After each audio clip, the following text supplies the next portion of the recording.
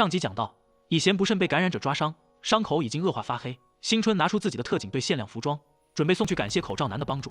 来到15楼，口罩男的家中却并没有关门。韩警官通过对讲机告知以贤，并没有在新春的血液中发现抗体。出于人道主义，决定接纳封锁地区里的未成年，可以让小女孩离开公寓，但不知道该怎么从公寓里送出来。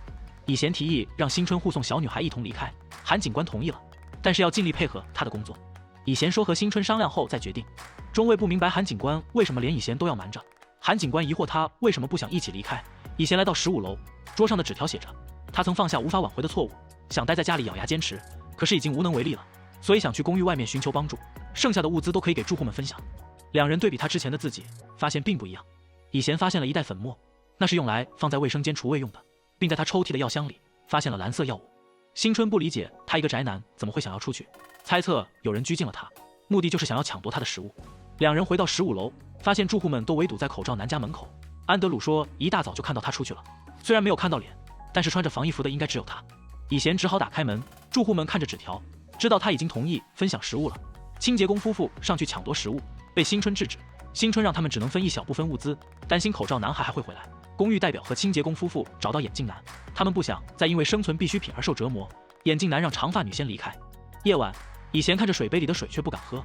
新春走出房门，发现以贤不见了，询问班长他去了哪里。以贤正坐在门口，想着和新春一起经历的点点滴滴，看了眼自己持续恶化的伤口。此时新春出来，他只好装作散步回来。新春发现对讲机可以用了，尝试联系韩警官，却没有得到回应。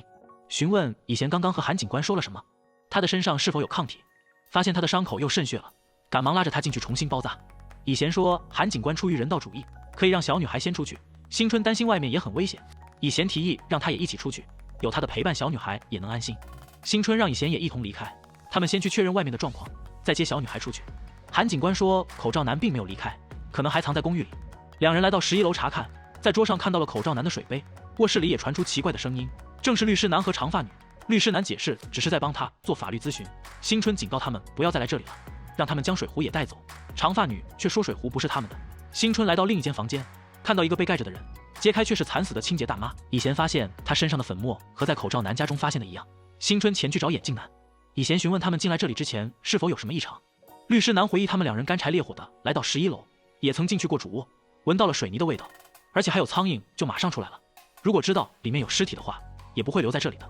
新春将眼镜男带到这里，让他检查尸体的状况。短发女哥哥看着家人的照片，觉得他一直只对妹妹索取，感到很羞愧，拜托妹妹万一她有什么不测，一定要照顾她的家人。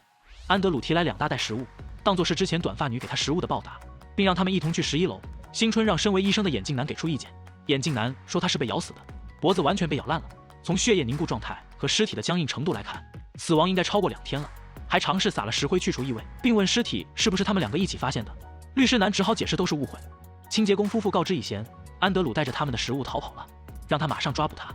公寓代表猜测是口罩男杀害了清洁大妈，也对应了他写的无法挽回的过错。律师妻子看到这一幕，对丈夫十分失望。清洁工夫妇完全不顾大妈的死，只一心想着口罩男的食物。看到安德鲁出现，气愤的直接扑过去打他。韩警官妻子病情恶化，无奈之下，韩警官想到了新春的试验药品。中尉担心他要是拿走的话，会被上级发现新春的存在。韩警官单枪匹马抢夺下药物，注射进妻子体内，他才终于冷静了下来。中尉不知道该如何向上级解释他刚刚的行为。韩警官选择主动上报，他只是在妻子身上确认治疗效果，明天也会将新春带来。新春意识到以贤似乎在躲避喝水，住户们都排队等着领取口罩男家里的物资。黄毛将食物偷偷放在家门口，敲门后便离开了。因为清洁工不愿接纳安德鲁，以贤只好让他先住到15楼。安德鲁径直坐上口罩男的座位，却没有以往的局促小心了。小女孩不想让新春担心，躲在被窝里咳嗽。新春决定送小女孩出去，外面再危险，起码也有医生和药物。新春建议住户们不要独自行动，现在最重要的是找出感染者。住户们乱作一团，以贤拼命忍耐着他们吵闹的声音，想到口罩男可能已经出去了，既然有出去的办法，说不定也能去外面找到食物和水。眼镜男认为还不如去地下打开紧急电源，这样就能恢复水电，也怕他们出去了就不回来了。以贤决定下去打开紧急电源。新春疑惑眼镜男是怎么知道有紧急电源的，他却说整个公寓的人都知道。以贤打算去电力室之前，先把小女孩送出去。新春担心发电机的声音很大，会将感染者全部聚集过来。以贤从天台的楼道下去查看，发现15楼的墙上有很多血迹。韩警官吩咐中尉让士兵们待命，如果以贤还没有联络他们，就直接冲进公寓。中尉担心公寓内重症变异患者的比例很高，如果没有准备好就进去，一定会有很大的伤亡。韩警官说，只要新春没事就行。以贤打开对讲机，告知韩警官，他决定将新春和小女孩送出去，下午1点会带他们去地下停车场，让他做好带走他们的准备，拜托他一定要让他们活下来。韩警官意识到以贤已经被感染了，所以才会想要送走新春。新春看着以贤的水杯里都没有水，单独找到他。以贤告知他，韩警官会在地下车库接走小女孩，之后他们再一起去电器室。新春发现以贤的伤势好得太快了，也不喝水了。以贤拆开纱布，说他的伤口又更严重了，可能是看到尸体被吓到又裂开了，其实是他自己偷偷又将伤口割开的。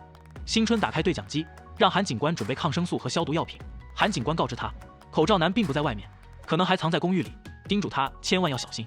两人来到15楼，敲门也没有回应。打开门，安德鲁也不在这里。此时中尉告知新春，刚刚收到了公寓住户的身份调查信息，有件事很奇怪。以贤去寻找安德鲁，看着门口的电录箱，似乎察觉了什么。原来安德鲁的身份信息是顶替的，真正的安德鲁已经死亡，只是因为狂人病的出现，行政机构出现了停滞，才没有及时更新。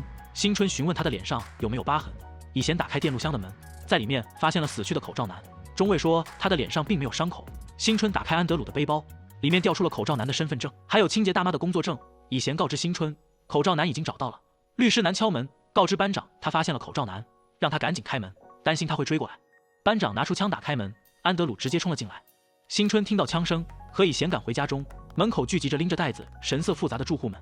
以贤看到中枪倒地的班长，安德鲁正和小女孩搭着积木，卸下他的伪装。本集的内容到这里就结束了，比恶魔更可怕的是人性，下集大结局我们不见不散。